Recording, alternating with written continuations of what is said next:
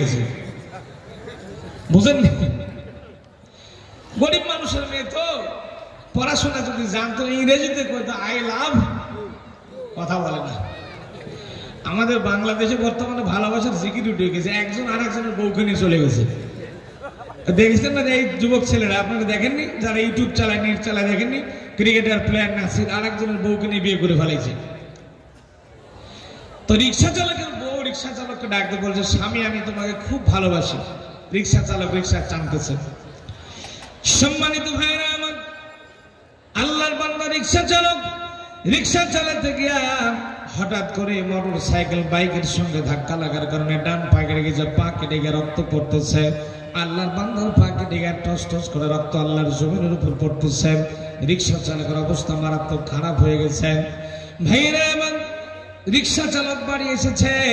বাড়ি আসার পরে স্ত্রীকে ডাকতে বলছে, স্ত্রীর আমার অবস্থা কিন্তু মারাত্মক খারাপ হয়ে গেছে, আমি অ্যাক্সিডেন্ট করেছি, একটা দুর্ঘটনা হয়ে গেছে, আমার পা কেটে রক্ত পড়তেছে।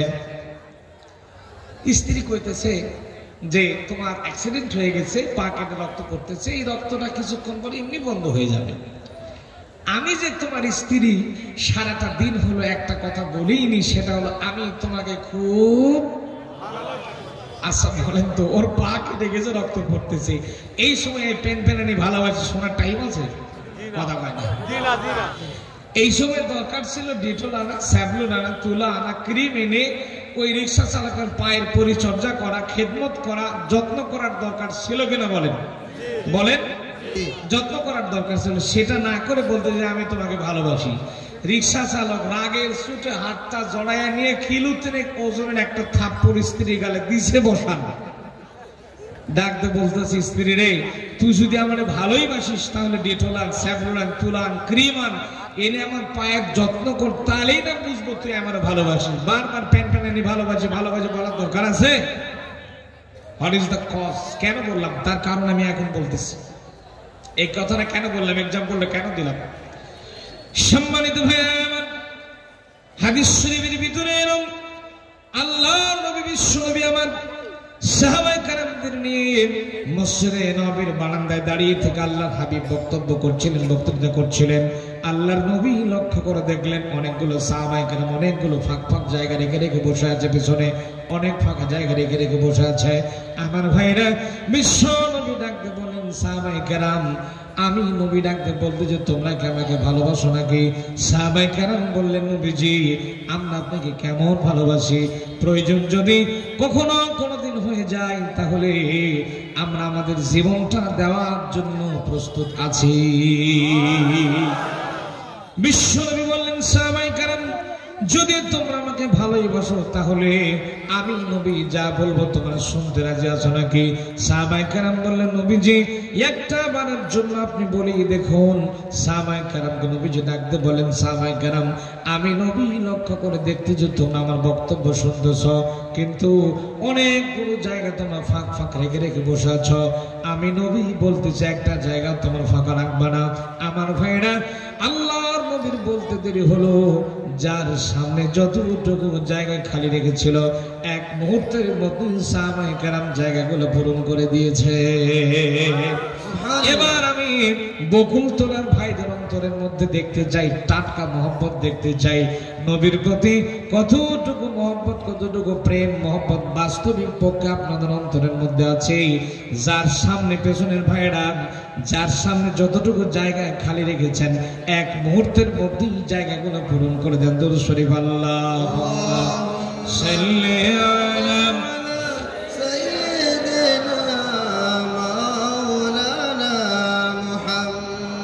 وعلى آل سيدنا مولانا محمد اللهم صل على سيدنا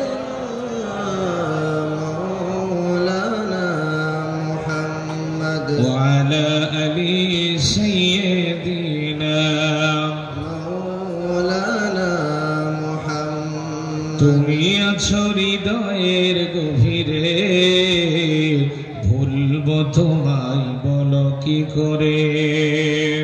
তুমি আছো হৃদয়ের গভীরে, তোমায় বলো কি করে দেখি নাই তোমারে কোনদিন তবু আছো স্মরণে অমলিন জোরে হবে না সুবহানাল্লাহ দেখি নাই তোমারে কোনদিন তবু আছো হৃদয়ে অমলিন তোমারই প্রেমের ভুবনে বিরহ ব্যথায় নিশীথের শেফালিরা ঝরে তুমি আছো হৃদয়ের গভীরে ভুলবো তোমায় বলো কি করে আল্লাহুম্মা সাল্লি আলা সাইয়্যিদিনা মাওলানা মুহাম্মদ ওয়া আলা আলি সাইয়্যিদিনা মাওলানা মুহাম্মদ। সম্মানিত ভাইরা আমার, কোরআনের আলোচনা শোনার জন্য একটা পরিবেশ দরকার আছে না নাই? একটু পরিবেশ করে নিলাম, কথা বুঝতে পেরেছেন? এখন আসেন, আমরা এখানে কোরআন শোনার জন্য বসেছি, ঠিক কিনা বলেন? বুখারীর বর্ণনা, হযরত আলী রাদিয়াল্লাহু তাআলা একটা হাদিস বর্ণনা করেছেন, মাজালিসুল ইলম হিয়া রাউদাতুন মিন রিয়াজিল জান্নাহ, অর্থাৎ দুনিয়ার বুকে যেই মজলিসে কোরআনে কারীম থেকে আলোচনা করা হয়, হাদিস শরীফ থেকে আলোচনা করা হয়, দুনিয়ার বুকে ওই মজলিস থেকে বলা হচ্ছে জান্নাতের টুকরা, পার্ট অফ হেভেন, জান্নাতের টুকরা। যতক্ষণ পর্যন্ত এখানে বসে থাকবো ততক্ষণ পর্যন্ত আল্লাহ পাকের রহমত বর্ষণ হতেই থাকবে। সুবহানাল্লাহ। সম্মানিত ভাইরা আমার, শুধু তা নয়, আমার নবীজি বলেন, সে ব্যক্তি প্রাতঃবেলা দিনের বেলা তার বাড়ি থেকে বের হয়ে গেল আল্লাহর কোরআনে কারীম থেকে একটি আয়াতের আলোচনা শোনার জন্য, একটি আয়াতের দোয়া শোনার জন্য, কিংবা একটি আয়াতের তাফসীর শোনার জন্য যদি কোনো মানুষ দিনের বেলা তার বাড়ি থেকে বের হয়ে পড়ে, 500 রাকাত নফল নামাজ পড়লে যে রকম সওয়াব হতো, সমপরিমাণ সওয়াব আল্লাহ রাব্বুল আলামিন ওই মানুষটার আমলনামায় দান করে দেয়। তওবার কোন নামাজ? নবীজি বলেছেন যে নামাজ আল্লাহর দরবারে কবুল হয়ে গেছে ওই নামাজ। আমরা যে নামাজ পড়ি সবই তো আল্লাহর দরবারে কবুল হয় নাকি? কথা বলে না হয়, কে কয় হয়, কে কয় না, কে কয় আল্লাহই জানে। আমি বাস্তবিক কথা বলি, আমি ইউনিভার্সিটিতে পড়াশোনা করা মানুষ।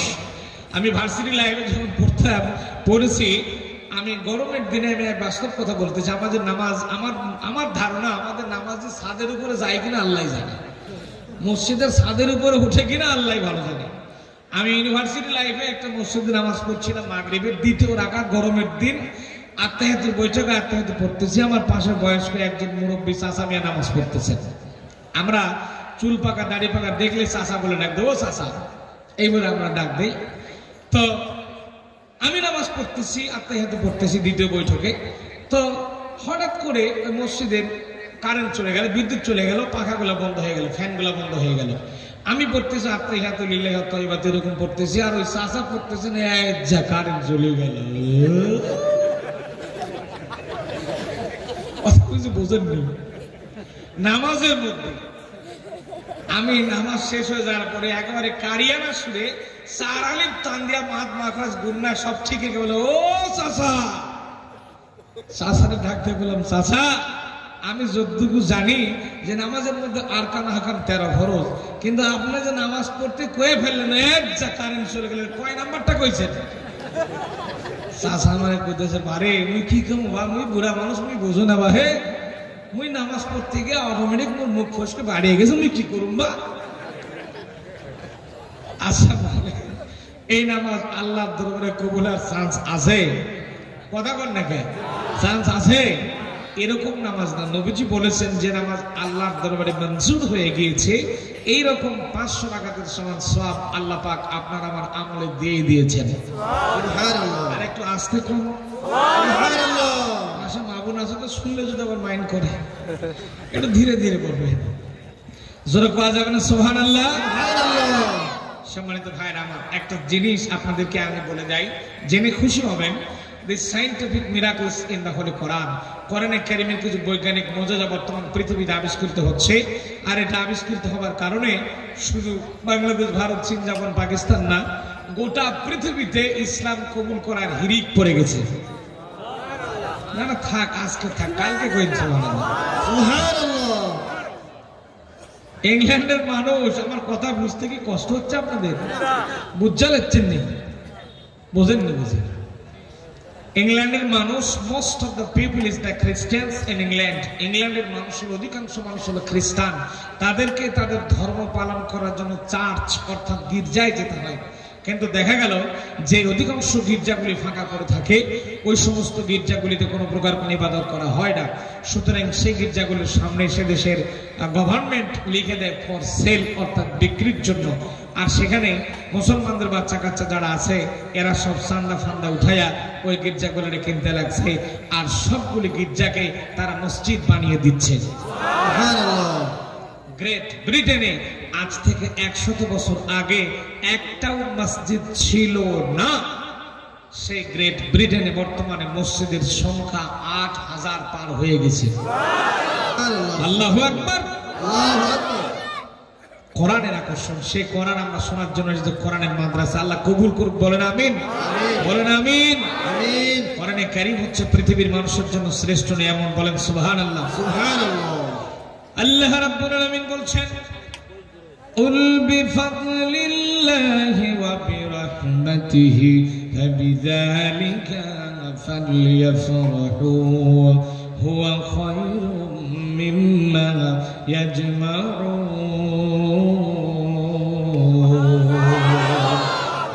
হয় নাই ভাই? কোরআনের আয়াত যখন তিলাওয়াত শেষ হয়ে যাবে, গলার যা ভলিউম আছে ছেড়ে দিয়ে আল্লাহু আকবার বলবেন। রাজি আছেন তো? পারবেন তো?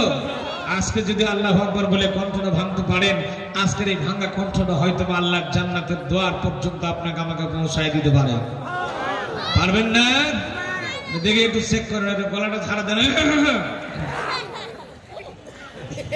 আমি আয়াত করতেছি, আপনারা কেমন পারেন একটু দেখি।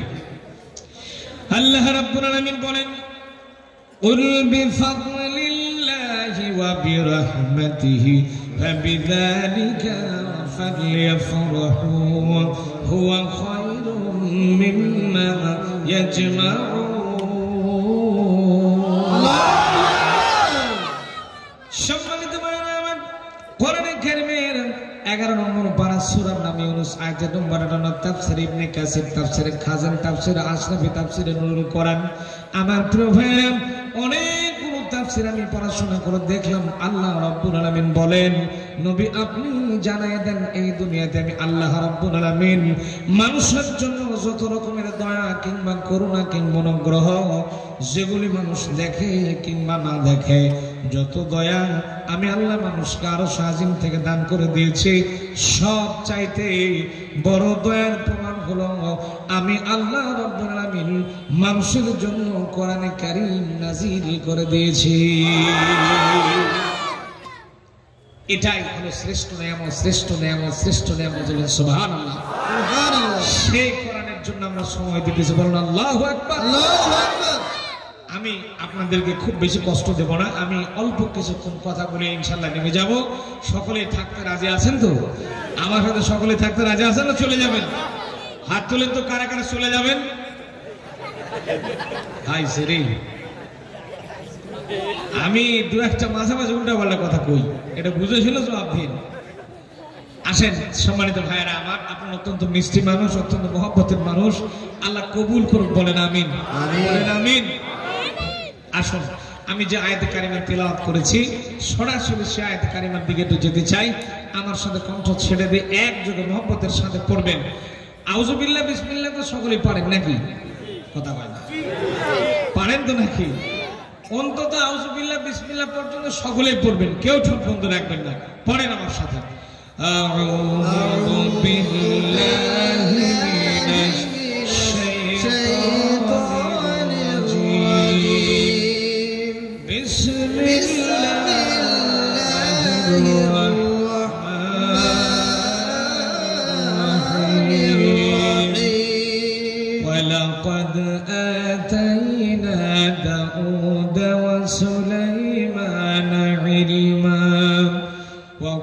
وقال الحمد لله الذي فضلنا على كثير من عباده المؤمنين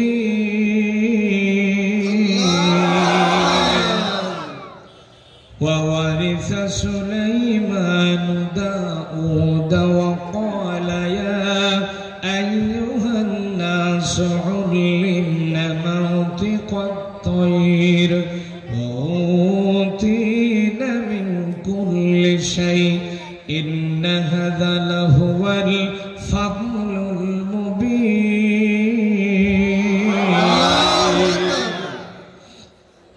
صدق الله العظيم বিতাড়িত মরদুদ শয়তানের ওয়াসওয়াসা থেকে পানাহাত চেয়ে নিয়ে পরম করুণাময় আল্লাহ সুবহানাহু ওয়া তাআলার নামে কোরআনে কারীম থেকে আলোচনা শুরু করছি।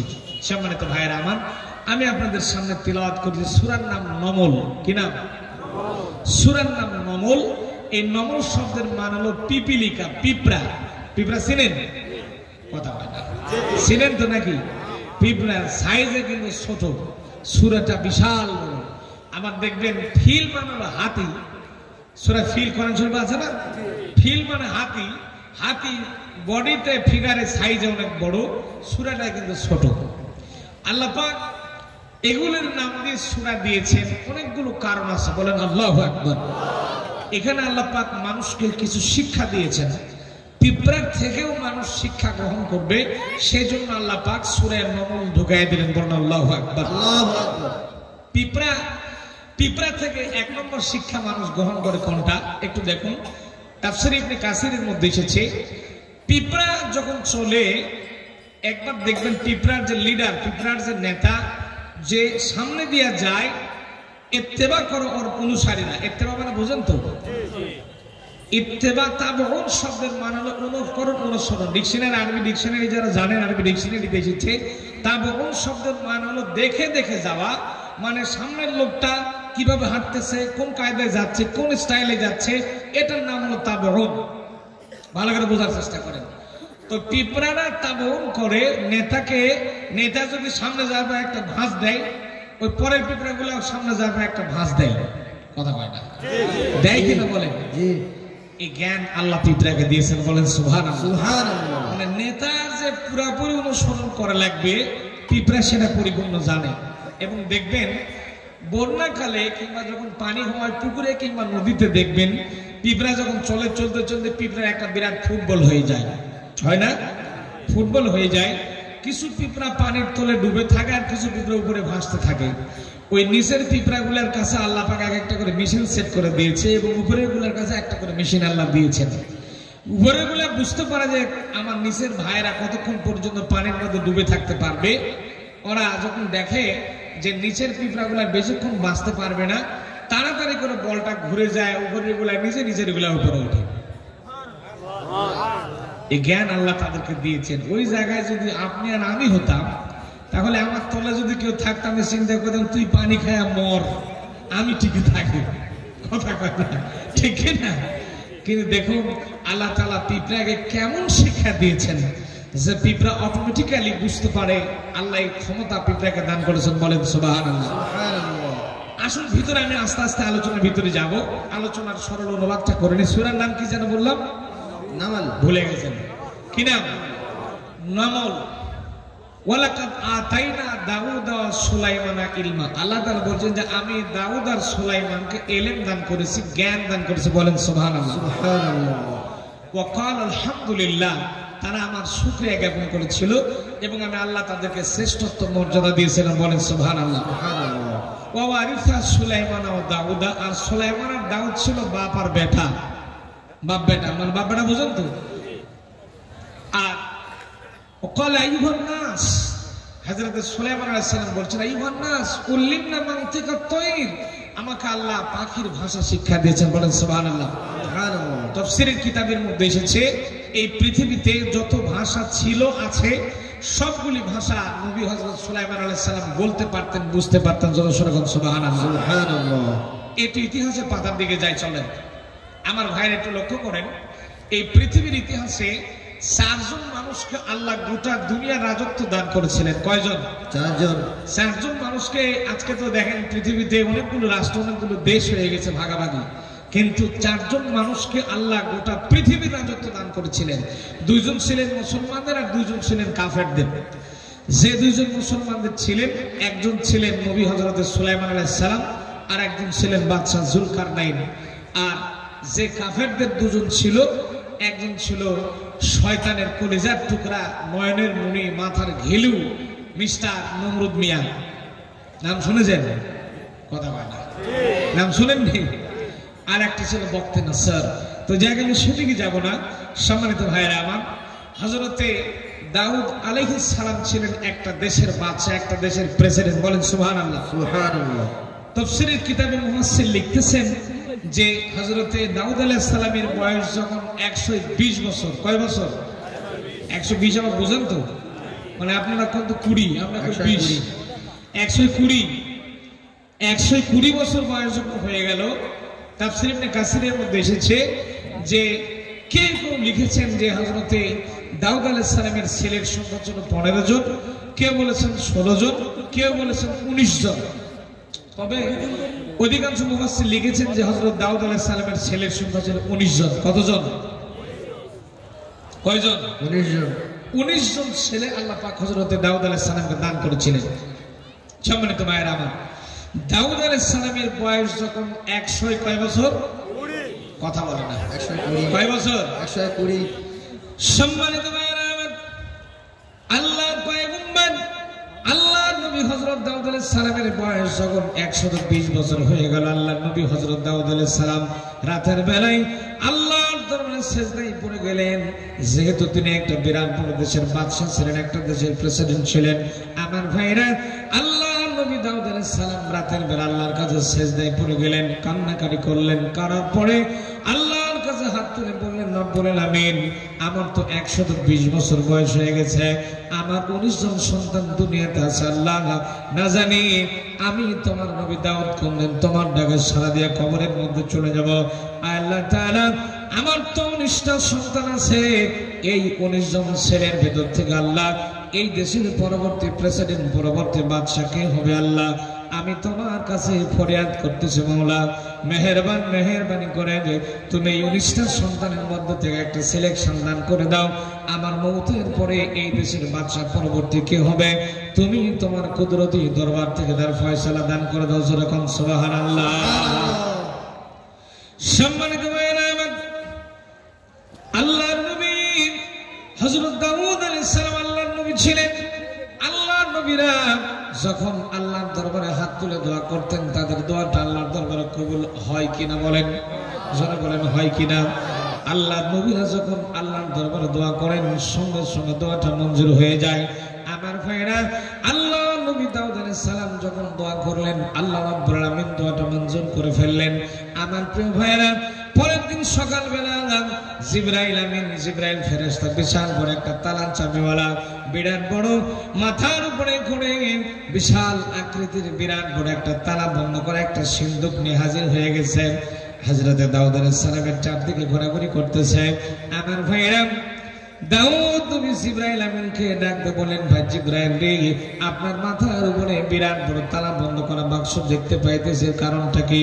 আমার ভাইরা, জিবরাইল আমিন ডাকতে বলেন, ভাই দাউদ নবী, এটার কারণ হলো যেহেতু আপনি গত রাতে আল্লাহর কাছে দোয়া করে বলেছিলেন আল্লাহ রাব্বুল আমিন যেন আপনার 19 জন ছেলের মধ্যে পরবর্তী দেশের বাদশা কে হবে এর জন্য একটা ফয়সালা দান করে দেয়।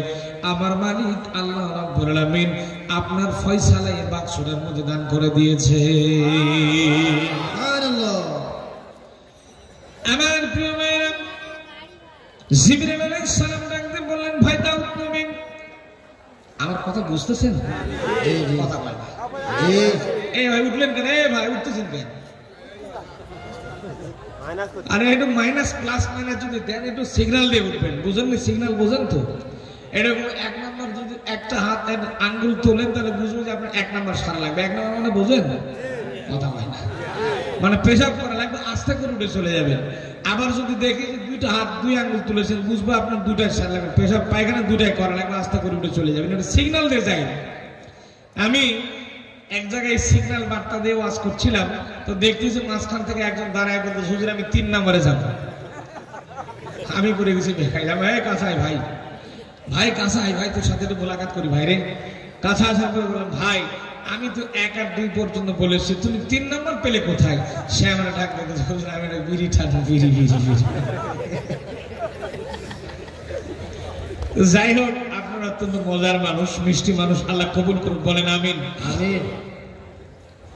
ভাইরা, আমার ভাষা কথা বুঝতে কষ্ট হচ্ছে না তো? কথা কয় না। আমার সাথে একটু সারা শব্দ না দিলে তো আমি কথা কমু না। আমি যেহেতু বাইরের মেহমান, আপনাদের আমি তো ওয়াজ করে যাবো তা না, আমি দেখবো আপনার সাথে কথা কমু, তারপরেও ওয়াজ হবে, 2 জন মিলেও ওয়াজ হবে। শুধু আমি ওয়াজ করবো না, আপনাদেরও করা লাগবে। রাজি আছেন তো? কথা বলে না, এটা জোরে সোরে বলেন, রাজি আছেন? আমার ভাষা বুঝতে কষ্ট হচ্ছে না তো? আমি তো আমার এলাকার ভাষা কই নাই, 2 একটা কমু। ওই যে আমাদের বাংলাদেশে একটা জেলা, আমার পাশের জেলার নাম হলো সিরাজগঞ্জ, আমি প্রায় ভক্তদের বলে থাকি, সিরাজগঞ্জের লোকেরা জীবনে সিরাজগঞ্জ উচ্চারণ করতে পারে, ওরা কয় হিরাজগঞ্জ। সিরাজগঞ্জের লোকেরা বলে হিরাজগঞ্জের হোলাটার লোকে মোর মোলার বিয়ে দেবো গা, মানে হিরাজগঞ্জের হোলা মানে পোলা, পোলা ছেলে, ছেলেরে পোলা কয়, ওরা কয় হোলা। হিরাজগঞ্জের হোলাটার লোকে মোর মায়ের বিয়ে দেবো গা, মানে ছেলে মেয়ের বিয়ে দেবো, এটা বলে ওরা ওই রকম করে। আবার বাংলাদেশের একটা জেলা আছে, ঐতিহ্যবাহী একটা জেলার নাম হলো চাঁপাইনবাবগঞ্জ, ওরা সিনকে সিন পড়ে, আবার সিনকে সিন পড়ে, মানে আপনি যাবেন সুন্দর করে বলো আসসালামু আলাইকুম, মানে আগে শালা তারপরে দুলা ভাই। এক জায়গার ভাষার নান্দনিকতা এক রকম আছে। নোয়াখালী আবার যদি কখনো কোনোদিন যান, বাংলাদেশের একটা ঐতিহ্যবাহী জায়গায় নোয়াখালীর লোকেরা ভাষাকে একদম শর্টকাট করে দেয়। আমরা বলি তুমি খেয়ে এসে ঘুমিয়ে পড়ো, আর ওরা বলে তুই খাই আজ হুতি যা। বুঝেন না? আমরা বলি তুমি খেয়ে এসে ঘুমিয়ে পড়ো, ঘুমিয়ে যাও, আর ওরা বলে তুই খাই আছে হুতি যা। হাতি দাঁতের সময় চলে গেল, হুতি পারলাম না গো, মানে খেয়ে দে বেলা চলে গেলে ঘুমাইতে পারলাম না, ওরা বলতে খাতি দাঁতি বেলা চলে গেলে হুতি পারলাম না গো।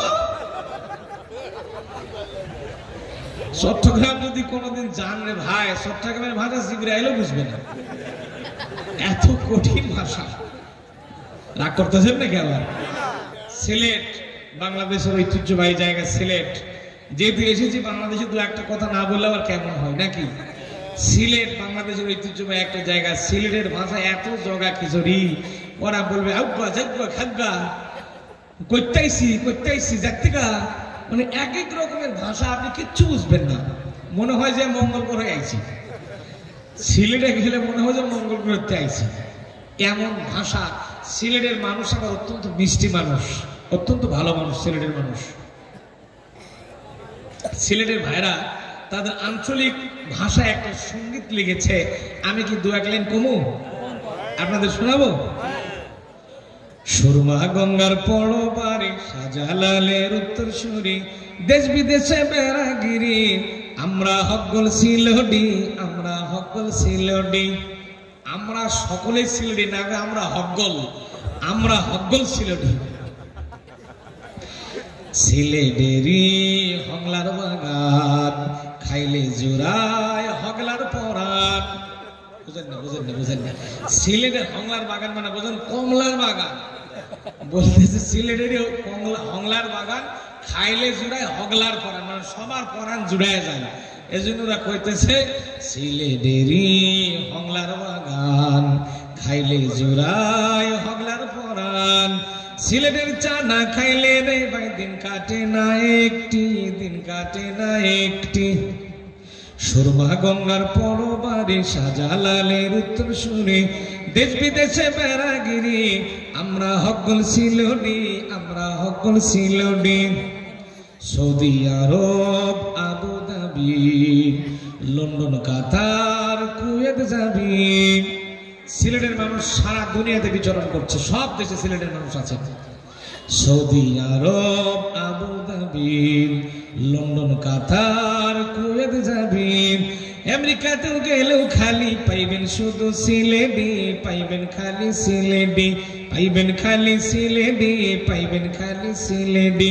সুরমা গঙ্গার পরবারে শাহজালালের উত্তর শুনি, দেশ বিদেশে বেড়াগিরি আমরা হকল সিলোডি, আমরা হকল সিলোডি।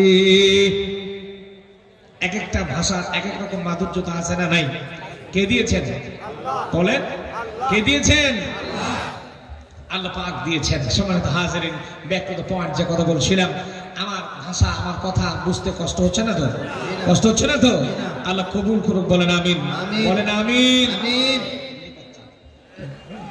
সম্মানিত ভাইরা আমার, যে কথা বলছিলাম, হযরতে জিবরাইল ফেরেশতা, এ ভাই আপনি উঠছেন কেন? একটু দিয়ে উঠবেন না, এটা কথা কয় না, মিষ্টি ছাড়া। আমি চোখ কান খোলা রেখে আমি ওয়াজ করছি, এটা খেয়াল সব দিকে করা লাগবে, এটা লক্ষ্য করেন। জিবরাইল আমিন বলছেন, হে নবী দাউদ আলাইহিস সালাম, এই বাক্সটার মধ্যে আল্লাহ পাক কিছু জিনিস ঢুকায় দিয়েছেন। আপনি আপনার 19 জন সন্তানকে ডাক দিয়ে বলবেন, যে ছেলেটা না দেখে, না জেনে, না শুনে বলতে পারবে যে এই বাক্সটার মধ্যে কি জিনিস আছে, আল্লাহ পাক বলেছেন আপনি আপনার ওই ছেলেটার কাঁধের উপরে এই বিশাল বড় দেশের রাজত্ব, ভারত আপনি তার কাঁধের উপরে উঠায় দেবেন। জোরে বলেন সুবহানাল্লাহ, সুবহানাল্লাহ। সম্মানিত ভাইরা আমার, কান লাগান। ওয়ালাকাদ আতাইনা দাউদ ওয়া সুলাইমানা ইলমা, আল্লাহ পাক হযরত দাউদ আর সুলাইমানকে কি দিয়েছেন? জ্ঞান দিয়েছেন। সুবহানাল্লাহ বলেন, সুবহানাল্লাহ। সম্মানিত ভাইরা আমার, আল্লাহর নবী হযরত দাউদ আলাইহিস সালাম তখন সঙ্গে সঙ্গে সব সন্তানগুলোকে একটা একটা করে ডাক দিতে লাগলেন। বড় সন্তানকে ডাক দিয়ে বললেন, বাবা বলো তো দেখি তারা বন্ধ করে দেয় বাক্সটার মধ্যে কি জিনিস আছে। বড় ছেলে বলল, আব্বা জান, না দেখে, না জেনে, না শুনে আমি বলতে পারছি না বাক্সটার মধ্যে কি জিনিস আছে, কিছুই বলা যাবে না। দ্বিতীয় ছেলেকে বলা হলো, বাবা বলো তো দেখি বাক্সটার মধ্যে কি জিনিস আছে। দ্বিতীয় ছেলে বলল, আব্বা জান, না দেখে কোয়া যাবে না। তৃতীয় শ্রেণীকে বললো, বলো তো দেখি। বলছে, বলতে পারবো না। চতুর্থ, পঞ্চম, ষষ্ঠ, সপ্তম, অষ্টম, নবম, দশম করতে করতে করতে করতে 18 জন ছেলে ডাকতে বললো, আব্বা জান তালা বন্ধ করে দেওয়া বাক্সটার মধ্যে কি জিনিস আছে না দেখে বলা সম্ভব না। আমার প্রিয় ভাইরা, সবচেয়ে ছোট্ট ছেলে নাম ছিল হযরত সুলাইমান আলাইহিস সালাম। কি নাম? জোরে কোন কি নাম? আমার ভাইরা, সবচেয়ে ছোট্ট ছেলের নাম ছিল হযরত সুলাইমান আলাইহিস সালাম। হযরত সুলাইমান আলাইহিস সালামকে আমার মালিক আল্লাহ রাব্বুল আলামিন স্পেশাল জ্ঞান দিয়েছে। কে দিয়েছেন? আল্লাহ। ভাইরা, দাউদ আলাইহিস সালাম সুলাইমান আলাইহিস সালামকে ডাক দিয়ে বলল, বাবা সুলাইমান বলো তো দেখি তালা বন্ধ করে দে বাক্সটার মধ্যে কি জিনিস আছে। আমার ভাইরা, আমি তো বলতেছি সুলাইমান আলাইহিস সালামকে আল্লাহ কি দান করেছেন? আল্লাহ যে জ্ঞান দিয়েছেন। ছোট্ট একটা ঘটনা মনে পড়ে গেল আমার হযরত সুলাইমান আলাইহিস সালামের। হযরত সুলাইমান আলাইহিস সালামের বয়স যখন অনলি 8 ইয়ার্স, মাত্র 8 বছর যখন বয়স, তখন হযরত দাউদ আলাইহিস সালামের আদালতে, তিনি তো বিচারপতি ছিলেন, দাউদ আলাইহিস সালাম বিচার করতেন রাজ দরবারে।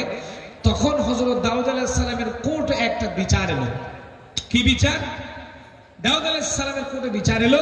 সুলাইমান আলাইহিস সালামের বয়স মাত্র 8 বছর। কয় বছর? 8 বছর। বিচার করা, হযরত দাউদ আলাইহিস সালাম বিচারকের চেয়ারে বসে বিচার করছেন।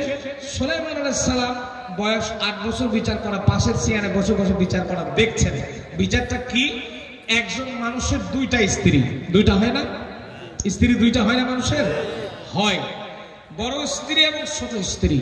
তো ঘটনাক্রমে বড় স্ত্রী ছিল একটু দজ্জাল মার্কা মহিলা। দজ্জাল মার্কা বোঝেন? হ্যাঁ, এটা বুঝালে বুঝালে চাষা বুঝালে ইচ্ছে না। দজ্জাল মার্কা মহিলা। আর ছোট স্ত্রী ছিল অত্যন্ত বিনয়ী, নম্র এবং ভদ্র, অত্যন্ত একজন ভালো মনের মানুষ ছিল ছোট স্ত্রী। তো ঘটনা চক্রে 2 জন স্ত্রী, কথা শুনতেছেন? 2 জন স্ত্রী একই সাথে 2টা বাচ্চা প্রসব করলো। সন্তান যারা ধরে তাদেরকে কি বলেন? দাইমা বলেন না? দাইমা বলেন তো নাকি? 2টা স্ত্রীর একজন দাইমার সন্তান ধরলো। ধরার পরে 2টা সন্তান একসাথে ডেলিভারি হলো, প্রসব হলো। তো 2টাই ছেলে সন্তান, 2টাই পুত্র সন্তান জন্মগ্রহণ করলো। তো ঘটনাক্রমে বড় স্ত্রী জন্ম দিল মরা সন্তান। পুত্র কিন্তু মরা, আর ছোট স্ত্রী জন্ম দিল জীবিত সন্তান পুত্র। এবার দেখেন প্যাঁচ কোথায় লাগতেছে। সম্মানিত ভাইয়েরা আমার, আল্লাহর বান্দি ছোট স্ত্রী যখন পুত্র সন্তান জন্ম দিল, আল্লাহর বান্দি ছোট স্ত্রী যখন পুত্র সন্তান প্রসব করলো, ছোট স্ত্রী পুত্র সন্তান প্রসব করার পরে সন্তান জন্ম দেওয়ার পরে সন্তানের কান্নার আওয়াজ শুনতে পেয়েছে, কানের মধ্যে সন্তানের কান্নার শব্দ শুনতে পেয়েছে, কিন্তু ঘটনা চক্রে ছোট স্ত্রী সন্তানকে হেফাজত করতে পারে নাই, সেন্সলেস হয়ে গেছে, অজ্ঞান হয়ে গেছে। আমার ভাইয়েরা, মা যখন সন্তান যখন প্রসব করে, মায়েদের কিন্তু অনেক রক্তক্ষরণ হয়, ঠিক কিনা বলেন? ডেলিভারি করতে গিয়ে অনেক রক্তক্ষরণ হয়। ওই ছোট স্ত্রীর রক্তক্ষরণ হচ্ছিল, অনেক রক্ত প্রবাহমান চলে গেছে, অনেক রক্ত শরীর থেকে বেরিয়ে গেছে। আল্লাহর বান্দী নিজেকে কন্ট্রোল করে রাখতে পারে না, অজ্ঞান হয়ে পড়েছিল। ভাইরা আমার, কিন্তু বড় স্ত্রী সন্তান জন্ম দেওয়ার পরে বড় স্ত্রীর জ্ঞান ছিল। বড় স্ত্রী দাইমাকে ডাকতে বলে, আমি কি সন্তান জন্ম দিয়েছি? দাইমা ডাকতে বলতেছে, তুমি পুত্র সন্তান জন্ম দিয়েছো, কিন্তু দুঃখজনক হলেও সত্য, তোমারটা মরা। বড় স্ত্রী ডাকতে বলছে, তাহলে ছোটটা কি? বলতেছে, সেও পুত্র সন্তান জন্ম দিয়েছে, কিন্তু তারটা জীবিত। আমার ভাইরা, এই বড় স্ত্রীর দজ্জাল মার্কা মহিলা আস্তে করে মোটা অঙ্কের একটা বান্ডিল খাওয়ায় দিয়া, ওই যে দাইমাকে মোটা অঙ্কের বান্ডিল দেয়া বলতেছে, ওর জীবিত সন্তান আমার কোলে দাও, আমার মরা সন্তান তার কোলে দাও। বান্ডিল বুঝেন? বান্ডিল খাওয়ায় বলতেছে যে ওর জীবিতটা আমারে দাও, আমার মরাটা তারে দাও। বাস, এই দাইমা যখন মোটা অঙ্কের বান্ডিল পাইছে, পাওয়ার পরে জীবিত সন্তান বড় স্ত্রীকে এনে দিচ্ছে, আর ওই মরাটা ছোট স্ত্রীর কোলে দিচ্ছে। এইবার ছোট স্ত্রী যখন জ্ঞান ফিরে এসেছে, জ্ঞান ফিরে আসার পরে যখন জ্ঞান ফিরে এসেছে, জ্ঞান ফিরে আসার পরে দেখতেছে আমার কোলে মরা সন্তান। ছোট স্ত্রী চিন্তা করলো, না, আমি তো মরা সন্তান ডেলিভারি করিনি, প্রসব করিনি, আমি তো জীবিত সন্তান প্রসব করেছি, আমার কাছে মরা সন্তান এলো কোত্থেকে? আর এই দিকে দজ্জাল মার্কা মহিলা, ওই যে বড় স্ত্রী, মনে আছে আপনাদের? বড় স্ত্রী দজ্জাল মার্কা মহিলা এত সুন্দর করে সাজায় গোজায়, কিছু দজ্জাল মার্কা মহিলা সমাজে আছে, এত সুন্দর করে মিথ্যা কথা সাজায় গোছায় বলতে পারে, মনে ওরটাই ঠিক। আমার মনে হয় এদের নাম রাখা লাগবে মিশা কথা খাতুন, বুঝলেন? এত সুন্দর করে গোছায় মিশা কথা বলতে পারে। সম্মানিত ভাইয়েরা আমার, ছোট স্ত্রী যখন দাবি করছিল, এই জীবিত সন্তান আমি জন্ম দিয়েছি, আমি প্রসব করে দিয়েছি, বড় স্ত্রী দাবি করছে জীবিত সন্তান আমার, ছোট স্ত্রী দাবি করছে জীবিত সন্তান আমার। এবার আপনাদের কাছে বিচার ছেড়ে দিলাম, অরিজিনালি প্রকৃত পক্ষে বাস্তবিক পক্ষে এই জীবিত সন্তান ছোট স্ত্রীর না বড় স্ত্রীর? জোরে কোন ছোট না বড়? ভাইরা আমার, এক পর্যায়ে একজন সন্তানের দাবি যখন দুজন করতেছে, একজন সন্তানের দাবি যখন দুজন স্ত্রী লোক করতেছে, এক পর্যায়ে এই বিচার চলে গেল হযরত দাউদ আলাইহিস সালামের আদালতে, দাউদ আলাইহিস সালামের কোর্টে যখন বিচার চলে গেল, বিচার শুরু হয়ে গেল।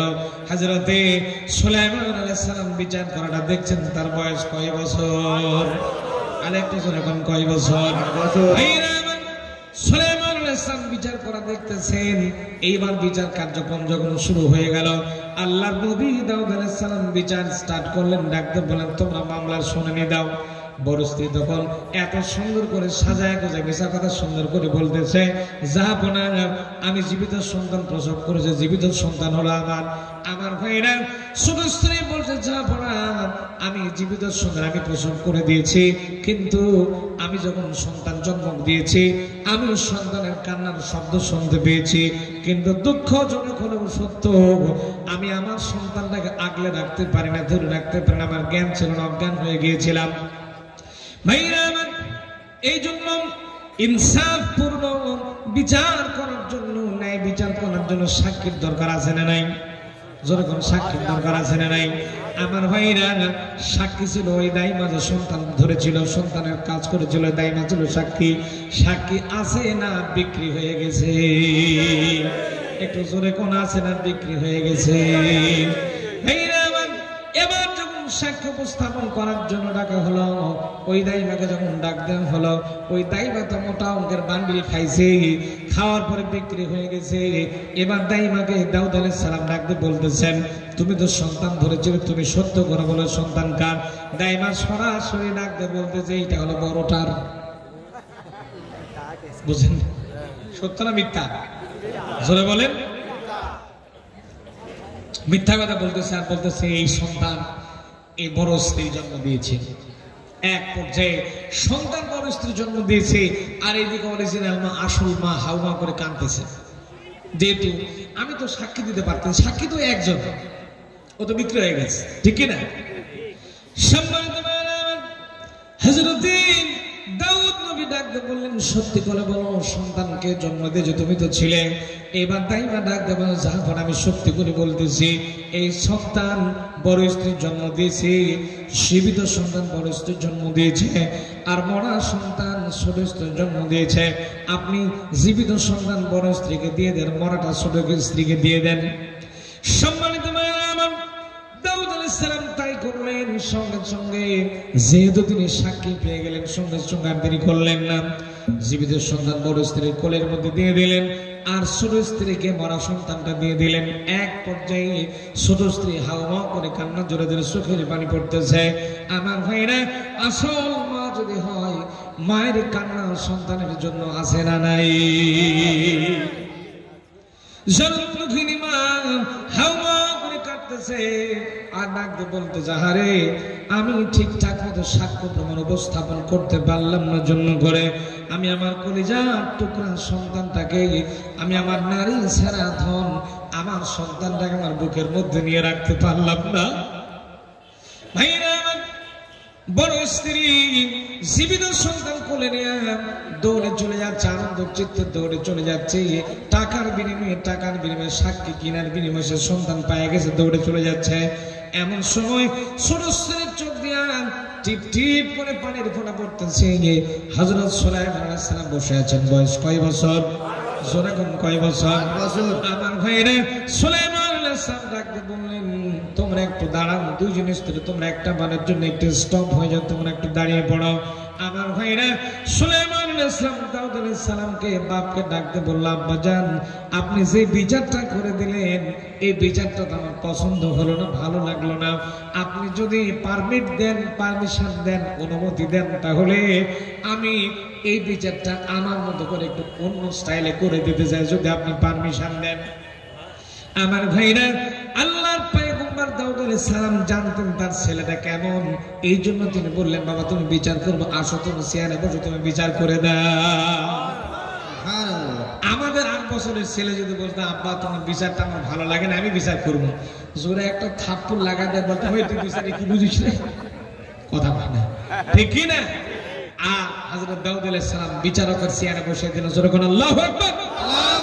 محبت در شریف اللهم صل على سيدنا مولانا محمد وعلى آل سيدنا مولانا محمد যাদের হৃদয়ে আছে আল্লাহর ভয়, তারা কভু পথ ভুলে যায় না। আল্লাহর প্রেম ছাড়া এই দুনিয়ায় কারো কাছে কোনো কিছু চাই না, ঠিক কি না? যাদের হৃদয়ে আছে আল্লাহর ভয়, তারা কভু পথ ভুলে যায় না। আল্লাহর প্রেম ছাড়া এই দুনিয়ায় কারো কাছে কোনো কিছু চাই না। রাতের আধারে যারা সেজদাতে রয়, দু চোখের স্রোতে নদী যেন বয়, ছলনার হাত চালে যতই আসুক পেছনে ফিরেও তাকায় না। মারহাবা কর। যাদের হৃদয়ে আছে আল্লাহর ভয়, তারা কভু পথ ভুলে যায় না। আল্লাহর প্রেম ছাড়া এই দুনিয়ায় কারো কাছে কোনো কিছু চায় না। দিন কায়েমের পথে যারা অবিচল, তারা হলো আল্লাহর প্রিয়জন। ঠিক কিনা বলেন?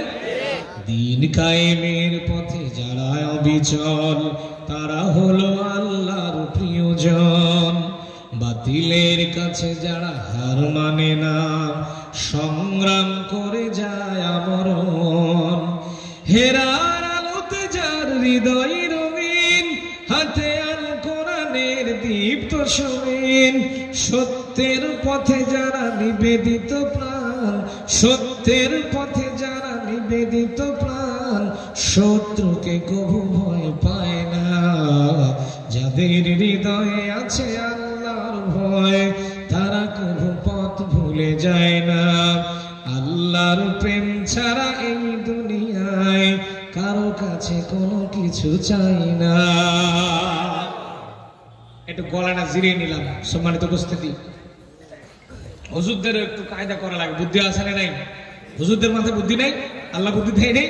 ওই যে একটা ঘটনা মনে পড়ে গেলে ছোট্ট করে একটা এক্সাম্পল দেই। ওই যে এক হুজুর প্রতিনিয়ত নামাজ পড়েন, নামাজের মধ্যে পড়েন কোরআন শরীফে একটা আয়াত আছে, হাফেজ সাহেব যারা আছেন লক্ষ্য করেন, ইন্না হাযা লাফিস সুহুফিল উলা সুহুফ ইব্রাহিম ওয়া মূসা, একটা আয়াত আছে না কোরআনে? জি আছে না? এই আয়াতটা তিনি প্রতিনিয়ত পড়েন। তো ঘটনা চক্রে ওই মসজিদের সভাপতি এবং প্রেসিডেন্ট মানে সেক্রেটারি আর মানে সভাপতি দুইজনের নাম হলো ইব্রাহিম আর মূসা। আর ক্যাশিয়ার যিনি তার নাম আবার টুকু। তো প্রতিদিন হুজুর নামাজ পড়ে ইন্না হাযা লাফিস সুহুফিল উলা সুহুফ ইব্রাহিম ওয়া মূসা, শুধু সভাপতি আর সেক্রেটারি, সভাপতি সেক্রেটারি, ইব্রাহিম আর মূসা, ইব্রাহিম আর মূসা, ইব্রাহিম আর মূসা। ক্যাশিয়ার গেছে খেপে। ক্যাশিয়ার চিন্তা করে আমি হুজুরকে, হুজুর আমার ক্যাশিয়ারের বাড়িতে খাই। ক্যাশিয়ার চিন্তা করতে সর্বনাশ, প্রতিদিন আমি হুজুরকে খাওয়াই আর হুজুর খালি সভাপতি সেক্রেটারি, সভাপতি সেক্রেটারি, নামাজের মধ্যে খালি ইব্রাহিম আর মূসা, ইব্রাহিম আর মূসা। আমি যে ক্যাশিয়ার, আমার নামটা হুজুর একদিনও নামাজের মধ্যে নিবেন না? হুজুর যদি এইরকম আমার নাম যদি নামাজের মধ্যে না নেয়, হুজুরে কিন্তু খাওয়াই বন্ধ করে দেবে। বাস এসা নামাজের পরে হুজুর খেতে গেছে, দেখতেছে ক্যাশিয়ারের মুখ খুব গোমরা হয়, মুখ ভরে, মুখ ভারী হয়ে বসে আছে। ডাক্তার বলছে, ভাই ক্যাশিয়ার টুকু ভাই আপনার মন খারাপ কেন? ডাক্তার বলছে, হুজুর আপনি প্রতিদিন খালি নামাজের মধ্যে সভাপতি সেক্রেটারি, সভাপতি সেক্রেটারি, সভাপতি সেক্রেটারি, ইব্রাহিম মূসা, ইব্রাহিম মূসা। আমি যে টুকু আপনারা খাওয়াই, 3 বেলা খেতে দেই, আমার নামটা কি নামাজের মধ্যে একদিন আপনি নিবেন না? হুজুর আপনি যদি এরকম করতে থাকেন আর আমার নাম যদি আপনি নামাজে না নেন, আপনার কিন্তু খাওয়াই বন্ধ। হুজুর চিন্তা করে সর্বনাশ, খাওয়াও তো ঠিকান লাগবে, ঠিক কিনা? হুজুর ডাক্তার বলছে, ভাই টেনশনের কোনো কারণ নাই, আগামীকাল সকালবেলা এটার সমাধান হবে ফজরের নামাজে। বাস ফজরে যখন সভাপতি দাঁড়াইছে, সেক্রেটারি দাঁড়াইছে, ক্যাশিয়ার দাঁড়াইছে, সভাপতির নাম ইব্রাহিম, সেক্রেটারির নাম মূসা আর ক্যাশিয়ারের নাম হলো টুকু, সবাই দাঁড়ায় গেছে নামাজের মধ্যে। ইমাম সাহেব মিষ্টি সুরে সুন্দর করে তিলাওয়াত করতেছেন, ইন্না হাযা লাফিস সুহুফিল উলা সুহুফি ইব্রাহিম ওয়া মূসা ওয়া টুকু। নামাজ শেষ। নামাজ যখন শেষ হয়ে গেছে, সভাপতি আর সেক্রেটারি গেছে খেপে। ডাক্তার বলছে, হুজুর প্রতিদিন শুধু সভাপতি আর সেক্রেটারি আমাদের নাম হয়, আজকে ক্যাশিয়ার টুকুর নাম যোগ হলো কোত্থেকে? হুজুর ডাক্তার বললো, ভাই রে ক্যাশিয়ারের নাম যদি যোগ না করে আমার যে খাওয়া বন্ধ হবে, খাওয়াও তো আমার ঠিকানা লাগবে। মুসলমানের কিন্তু সবচাইতে খাওয়ার বুদ্ধি কিন্তু মুসলমানের সবচাইতে বেশি, আছে না নাই? আর এক এক্সাম্পল মনে করে বলবো না, ছেড়ে দেবো। ওনাকে বলবে যে হুজুর এই কোরআনের মাহফিল এলে এক্সাম্পল কেন? আল্লাহ নিজে কোরআন শরীফ মানুষকে ভালো করে বোঝানোর জন্য উদাহরণ দিয়ে দিয়ে আল্লাহ বুঝাইছেন। সুবহানাল্লাহ বলেন। মাসালুহুম কামাসালিল্লাযী ইসতাওকাদা নার, আল্লাহ উদাহরণ দিয়ে দিয়ে পয়েন্টে পয়েন্টে মানুষকে আল্লাহ কোরআন বোঝাইছেন। বলেন সুবহানাল্লাহ। সুবহানাল্লাহ। যে কথা বলছিলাম যে মুসলমানের খাওয়ার বুদ্ধি কেমন বেশি, ছোট্ট কথা বলে আমি আমার আলোচনা ব্যাক করছি। রাগ করতেছেন না তো? কষ্ট হচ্ছে না তো? হ্যাঁ, এবার লক্ষ্য করুন, তিনজন বন্ধু, একজন ইহুদি, একজন খ্রিস্টান আর একজন মুসলমান, তিনজন বন্ধু মিলে পথ চলেছে। পথ চলতে চলতে চলতে তিনজনের পেটে লাগছে ক্ষুধা। রাত হয়ে গেছে, মাগরিব হয়ে গেছে। পকেটে যা টাকা ছিল টাকা বের করে তিনজন বন্ধু মিলে রুটি কিনছে 4টা। কয়টা? কথা বলে না। 4টা রুটি কেনার পরে তিনজন 3টা প্রাণ ভরে খাইছে। খাওয়ার পরে থাকলো কয়টা? একটা। মুসলমান এখন চিন্তা করতেছে এই 4 নাম্বার রুটি কি করে খাওয়া যায়। সম্মানিত ভাইয়েরা আমার, তিনজন বন্ধু মিলে তিনজন তিনটা রুটি খাইতে থাকলো। একটা মুসলমান চিন্তা করতেছে 4 নাম্বার রুটি কেমন করে খাওয়া যায়। আমার ভাইয়েরা মুসলমান বুদ্ধি দিতেছে, বন্ধু আমরা রাত হয়ে গেছে, রুটি কিনলাম 4টা, একটা রুটি রয়ে গেছে। আমাদের ভিতরে আমরা তিনজন বন্ধু রাতের বেলা ঘুমিয়ে পড়বো। ঘুমের মধ্যে যে বন্ধু অত্যন্ত চমৎকার গুরুত্বপূর্ণ একটা স্বপ্ন দেখবে, আমাদের ভেতর থেকে এই 4 নাম্বার রুটি খান সে একাই বসান দেবে। এই রুটি সে একাই খাবেন। বুদ্ধি কার? সম্মানিত মুসলমানের বুদ্ধি পরামর্শ মোতাবেক ইহুদি খ্রিস্টান কথা মেনে নিয়েছে। ইহুদি ঘুমিয়ে গেল, খ্রিস্টান ঘুমিয়ে গেল। মুসলমান আস্তে করে ইহুদি আর খ্রিস্টানের পাশে ঘুমের ভান ধরে শুয়ে আছে। মুসলমান যখন দেখতেছে ইহুদি আর খ্রিস্টান ঘুমিয়ে গেছে, নাক ডাকতেছে, মুসলমান আস্তে করে উঠে ওই 4 নম্বর রুটি খেয়ে নিছে। মুসলমান রুটি খাওয়ার পরে আস্তে করে ইহুদি আর খ্রিস্টানের পাশে গিয়ে সিটে মুসলমান শুয়ে আছে, জেগে জেগে ঘুম পাড়তেছে। আমার ভাইয়েরা অনেকক্ষণ পরে যখন ইহুদি আর খ্রিস্টানের যখন ঘুমটা ভেঙে গেল, আস্তে করে মুসলমানকে ডাকতে বলছে, ওঠ ওঠ। মুসলমানের ঘুম ভাঙে না। আমার ভাইরা জেগে জেগে যদি কোনো মানুষ ঘুম পাড়ে, কিয়ামত পর্যন্ত ডাকলে কি তার ঘুম ভাঙবে? কথা কয় ভাঙবে না। অনেকক্ষণ পর্যন্ত ডাকাডাকি করার পরে মুসলমানের যখন ঘুম ভাঙলো, মুসলমান উঠছে, ডাকতে বলছে, কি হয়েছে কম? ইহুদি আর খ্রিস্টান ডাকতে বলতে যে আমরা তো স্বপ্ন দেখে ফেলাইছি। আমার ভাইরা মুসলমান তখন ডাকতে বলছে, বন্ধু রে কে কে স্বপ্ন তোমরা দেখেছো তাড়াতাড়ি করে বর্ণনা দিতে থাকো। আমার ভাইরা প্রথমে ইহুদি ডাকতে বলছে, বন্ধু রে প্রথমে সর্বপ্রথম তোমরা আমার স্বপ্নটা শোনো। আমি যে স্বপ্ন দেখেছি, আমার নবীর নাম হলো হযরত মূসা আলাইহিস সালাম। কোন নবী? যারা কোন নবী? আমার নবীর নাম মূসা। তোমরা যখন ঘুমের ভিতরে ছিলে, আমিও তো ঘুমের ভিতরে ছিলাম। ঘুমের মধ্যে গিয়ে স্বপ্ন যুগে লক্ষ্য করে দেখলাম আমার নবী হযরত মূসা আলাইহিস সালাম আমার কাছে চলে এসেছে। আসার পরে আমাকে বুকের মধ্যে জড়িয়ে নিল। জড়িয়ে নেওয়ার পরে একটানা আমাকে নিয়ে চলে গেছে 4 নম্বর আকাশ। কয় নাম্বার? একটানা 4 নম্বর আকাশ আমাকে নিয়ে গেছে। 4 নম্বর আকাশে নিয়ে যাওয়ার পর আমার নবী আমার সাথে অনেকক্ষণ পর্যন্ত গল্প আলাপ করলো। করার পরে শেষ প্রান্তে আমার নবী আমাকে ডাকতে বলল, মুত্রে তোর আমল আকীদা স্বভাব চরিত্র সব কিছু আমার কাছে অত্যন্ত ভালো লেগেছে। আমি তোর নবী তোকে আদেশ করছি, দুনিয়াতে যাওয়ার পরে ওই যে 4 নম্বর রুটি থেকে ঘুম পাড়তেছিস, তাড়াতাড়ি করে যাবি। আর ওই 4 নম্বর রুটি তুই একাই খাবি। রুটি আছে? কথা বলে রুটি আছে? রুটি কোথায়? ওই তো মুসলমানের গোডাউন শরীফে হিজরত হয়ে গেছে। সম্মানিত ভাইরা আমার, মুসলমান শুধু মুস্কি মুস্কি হাসে। এবার খ্রিস্টানকে ডাকতে বলল, বন্ধু তুমি কি দেখেছো বলো। খ্রিস্টান ডাকতে বলল, বন্ধু রে তোমরা যখন 2 জন বন্ধু ঘুমের ভিতরে ছিলে, আমিও তখন ঘুমের ভিতরে ছিলাম। ঘুমের মধ্যে গিয়ে লক্ষ্য করে দেখলাম, ঘুমের মধ্যে স্বপ্ন যুগে লক্ষ্য করে দেখেছি আমার নবী হযরত ঈসা আলাইহিস সালাম আমার কাছে চলে এসেছে। আসার পর আমাকে বুকের মধ্যে জড়িয়ে নিয়েছে। জড়িয়ে নিয়ে যাওয়ার পরে একটানা আমাকে নিয়ে চলে গেছে 2 নম্বর আকাশ। কয় নাম্বার? একটানা 2 নম্বর আকাশ আমাকে নিয়ে গেছে। যাওয়ার পরে আমার সাথে অনেকক্ষণ পর্যন্ত গল্প করেছে, আলাপ করেছে। করার পরে আমার নবী আমাকে ডাকতে বলতেছে, উম্মতরে তোর আমল আকীদা স্বভাব চরিত্র সব কিছু আমার কাছে অত্যন্ত ভালো লেগেছে। দুনিয়াতে যাবি, যাওয়ার পরে ওই যে 4 নম্বর রুটি থেকে ঘুম পাড়তেছিস, তাড়াতাড়ি করে যা। ওই 4 নম্বর রুটি তুই একাই খা। রুটি আছে? রুটি কোথায়? মুসলমান শুধু মুস্কি মুস্কি হাসে। এইবার মুসলমানের পালা। মুসলমানকে ডাকতে বলা, বন্ধু তুমি কি দেখেছো বলো। মুসলমান ডাকতে বলতে, বন্ধু রে তোমরা যখন ঘুমের মধ্যে, আমিও তখন ঘুমের ভিতরে ছিলাম। আসলে বলেন তো দেখি মুসলমানকে ঘুমাইছিল? হ্যাঁ ভাইরা, মুসলমান বুদ্ধি পাকায় ফেলেছে। মুসলমানের মাথার মধ্যে তো বুদ্ধির শেষ নেই। মুসলমান বুদ্ধি পাকায় নিছে। মুসলমান ডাক ডাকতে বলছে, বন্ধুরে তোমরা যখন ঘুমের মধ্যে ছিলে আমিও তখন ঘুমের ভিতরে ছিলাম। ঘুমের মধ্যে গিয়ে লক্ষ্য করে দেখলাম, আমি স্বপ্ন যুগে তাকায় দেখতেছি। আমি যখন স্বপ্ন দেখতেছিলাম সেটা হলো, আমি লক্ষ্য করে দেখেছি ঘুমের মধ্যে স্বপ্ন যুগে দেখতেছি আমার সামনে বিশাল আকৃতির হাতির মতো একটা মানুষ, দৈত্য দানব আকৃতির একটা মানুষ আমার সামনে দাঁড়ায় আছে। আমি তাকাই দেখলাম মানুষটার ডান হাতের মধ্যে বিশাল আকৃতির মোটা একটা ফাটা বাঁশ, বুঝলেন, বিশাল মোটা একটা ফাটা বাঁশ। এই ফাটা বাঁশটা ওই দৈত্য দানব আকৃতির লোকটা আমার মাথার উপর ধরে আছে আর ডাকতে বলতে যে, মুসলমান রে, ওরা তোর দুই বন্ধু, একজন জাত ইহুদি আর একজন জাত খ্রিস্টান, কিন্তু তুই তো জাত মুসলমান, খাওয়ার জাত, খাইস না কে? হয় 4 নম্বর রুটি খা, না হয় এই ফাটা বাঁশের বাড়ি খা, কোনটা খাবি খা।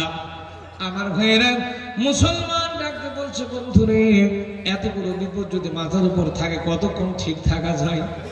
আমি আস্তে করে উঠে ওই 4 নম্বর রুটি তো খাইয়া ফেলছি। সম্মানিত ভাইয়েরা আমার, ইহুদি আর খ্রিস্টান তখন ডাকতে বলছে, বন্ধুরে এত বড় বিপদ তোর উপর দিয়ে গেল, তুই একটা বারের জন্য আমাদের ডাকতেও পারলি না। মুসলমান বলতেছে, বন্ধুরে ডাকবো কেমন করে? আমার উপর যখন বিপদ আসে দাঁড়াইছে, আমি আশপাশে তাকায় দেখতেছি তোমাদের তো কেউ নাই। একজন সেই 4 নম্বর আকাশে মুসা নবীর সাথে বসে আছো, আর একজন 2 নম্বর আকাশে ঈসা নবীর সাথে বসে আছো। আমার উপর যখন বিপদ গেছে, দুইজনের মধ্যে একজন আমার আশেপাশে ছিলেই না। বুঝেন, মুসলমানের বুদ্ধি আছে না নাই? বিরক্ত হচ্ছেন নাকি? কষ্ট পেলেন? কথা কিন্তু অনেক আছে ভাই, অনেক কথা আছে। আপনারা যদি সময় দেন ইনশাআল্লাহ বলবো। সময় দিতে রাজি আছেন তো? দেবেন তো? আল্লাহ কবুল করুক, বলেন আমিন। আসেন বিচারের দিকে একটু ফিরে আসি। Back to the point. মনে আছে ওই যে সন্তান, মনে আছে আপনাদের? সম্মানিত ভাইয়েরা আমার, রাত গভীর হয়ে গেলে একটু ইমেজ না আসলে তো আলোচনা